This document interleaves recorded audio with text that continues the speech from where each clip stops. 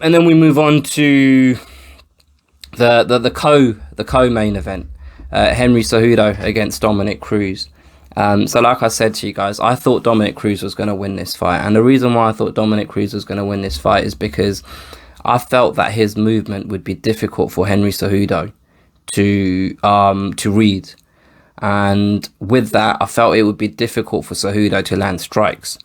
And although I was aware that Cejudo's able to make adjustments throughout a fight, and he's very quick at picking up patterns and capitalizing on patterns of his opponents, I just didn't think that there is a set pattern to how Dominick Cruz moves. It's not like regimented footwork. It's just like freestyle, and I just felt like Henry Cejudo would really struggle with that.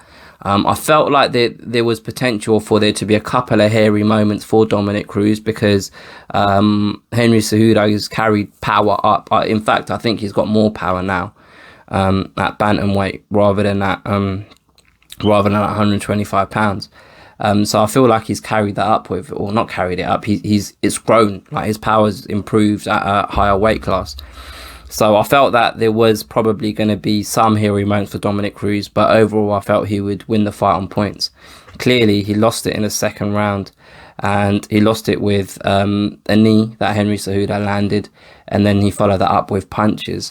Now, there was a lot of talk between, I nearly said Dana White there, Joe Rogan and Daniel Cormier, where they were basically saying that they felt that the fight was stopped too soon because Dominick Cruz was trying to get up. I don't agree with that, because the first rule, as I understand it, is you have to always intelligently be defending yourself.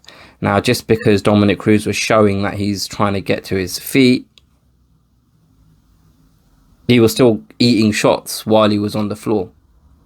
And that's not intelligently defending yourself. He wasn't looking at Cejudo. He had his face like down or facing the other way, and Cejudo was landing those shots. And you always also have to take into account, how did he end up on the floor to start with? Now, if he ended up in that position with a grappling exchange, and and Cejudo ended up in top position and was landing the strikes, then I'd be happy to say, yeah, fair enough, give Dominick Cruz more time. But he ended up on the floor with a strike, and he was clearly rocked, and he fell on his ass. And I don't know whether this is just the fact that Dominick Cruz and Joe Rogan and Daniel Cormier, they're all friends. I don't know whether they'd have the same opinion if it was a different fighter. Clearly, it's not even just the fact that they're friends. They know Dominick Cruz is a survivor. We all do. He's a survivor in the cage, and we know he is because of all the shit he's been through outside of the cage, and he's still come back and fought. Do you know what I mean? But impressive by Henry Cejudo. A very good performance, man. The way he was landing those leg kicks over and over and over again. He lands them with power, man. And you don't really see that with Americans usually. Like, that's usually a trait of a European fighter or a South American, a Brazilian. And Joe Rogan puts that down to us playing soccer, which might be true. I don't know, but it just might just be the fact that this is kind of a discipline that is kind of more importance is put to it within Europe and within South America in kickboxing and Muay Thai gyms. I don't know, I'm just speculating here. But the way he was throwing them was like a fucking Brazilian, and they were landing, they were accurate, and they were landing. And I don't know whether, again, it might just be because it was an empty arena, but you could hear them, and they felt, and you could feel him every time he landed them. And that surprised me initially, and as soon as he was able to do that, I thought, oh shit, Dominick Cruz is in trouble here, because if he's landing with those leg kicks early, the movement that is so important to Dominick Cruz's game was kind of being negated with those leg strikes. And when Dominick Cruz tried to close the difference, there was a visible difference in the power between the two. And Henry Cejudo, coming up from flyweight, is a fast bantamweight. He's quick, and like he's a bantamweight with he's got that big head. Do you know what I mean? He looks like he can take a shot. His head is of a welterweight, but his body is of a bantamweight. And I think he's got a really good chin. And yeah, it was another good performance by Henry Cejudo, man. He won the first round handedly, and in the second round he came and finished it. And it was a justified stoppage by the referee, in my opinion. And then the surprising thing happened when Henry Cejudo said that he's retiring, and that shocked me, to be totally honest with you. I didn't I didn't see that coming.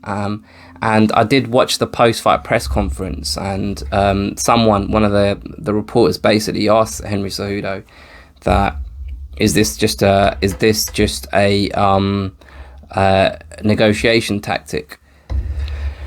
And he talked about how he stopped wrestling, but then he was offered more money, so he went back to the American wrestling team. And he did kind of allude to, if he was offered more money, or kind of an offer, if he was made an offer too good to refuse, he'd be willing to come back and fight. I just think he needs a bit of a break. I don't think that I think he's approaching his peak. I don't even think he's peaked as a mixed martial artist, but at the same time, if he's been wrestling at the highest level since he was 16 years old, he's basically been in a competitive sport since he was 16. So he's basically, for 17 years, he's been a professional fighter, whether that's wrestling or mixed martial arts. And maybe that has taken a toll. It doesn't seem like it's taken a toll on his body, but maybe on his mind. Maybe he just needs to step away, and maybe in his head, he just feels like he's had enough. And one thing that he did say in his post-fight press conference, which you can't knock, is that he's genuinely leaving the game on top. And that's one thing that us as fans I don't know if it's everyone, but me personally, like, he's achieved every goal he set out to. And if he's content and he's happy with that and he wants to walk away, fucking fair play to him. Because that's a success story when it comes to combat sport. How many people leave the sport with less money than they thought they were going to leave the sport with, and with their health in a lot worse of a position than they thought they would leave the sport in. And touch wood, for young Henry Cejudo, it feels like he's got all his faculties still intact, and physically he's in his prime, which is why I'm a little bit like, are you sure about this? Because I don't feel like he's hit his absolute prime.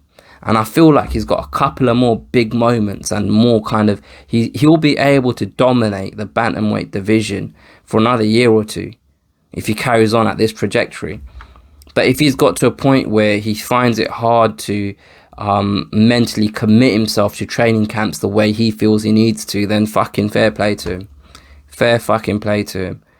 Because I tell you what, whether you think he's cringy, whether you think he's an idiot, whether you think he's a bellend, whether you don't like him, whether you think he's not funny, whether you don't like the gimmicks, he can fucking fight. He can fight.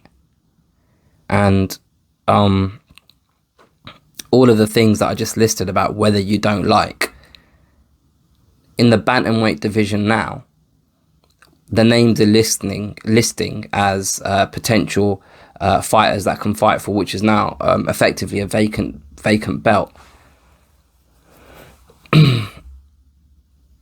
whose name is a bigger draw? And I'm not talking about commercially. I'm just talking about for you as a fan, for you to want to tune into a fight.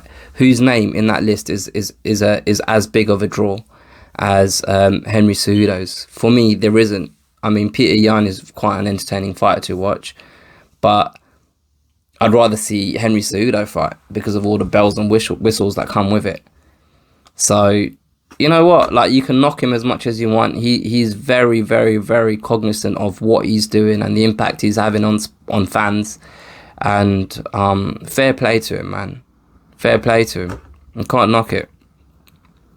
Francis Ngannou, again, So you've made it here, which means you've watched the entire video, which means you probably enjoyed it. If you did enjoy it, why not check out my entire recap of UFC 249? All you have to do is go in the description of this video. You'll see a list of different podcast apps where there's a link to my podcast. Click whichever link applies to the app that you listen to your podcast on, subscribe to my podcast, and you'll see an entire episode that is completely about UFC 249, recapping the entire event.